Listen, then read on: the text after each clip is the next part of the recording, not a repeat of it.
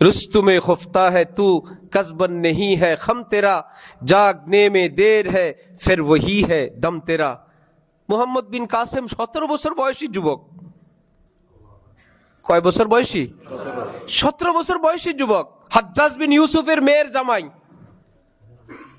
সে বিশাল বড় অংশ এই পৃথিবীর, তার নেতৃত্বে বিজয়।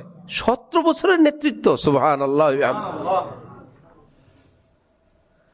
এই জন্য আল্লামা ইকবাল বলছিলেন, পরাধীনতার শিকল পরে তুমি সুস্থ থাকার চেয়ে পা খোলার চেষ্টা করো, যদি খুলতে না পারো পা কেটে ফেলো।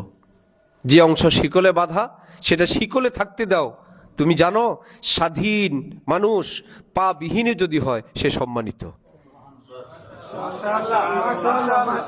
পা কাটা স্বাধীন ও সম্মানিত, আর পায়ে শিকল বন্দি সুস্থ মানুষও অপরাধ, সে অপরাধী, অসম্মানিত, সে পরাধীন। আমরা তো এরকম পা একটা না দুইটাও যদি শিকলে বাঁধা থাকে তবুও পা কাটতে রাজি নেই। আমাদেরকে আল্লাহ পাক সহি বুঝ দান করেন।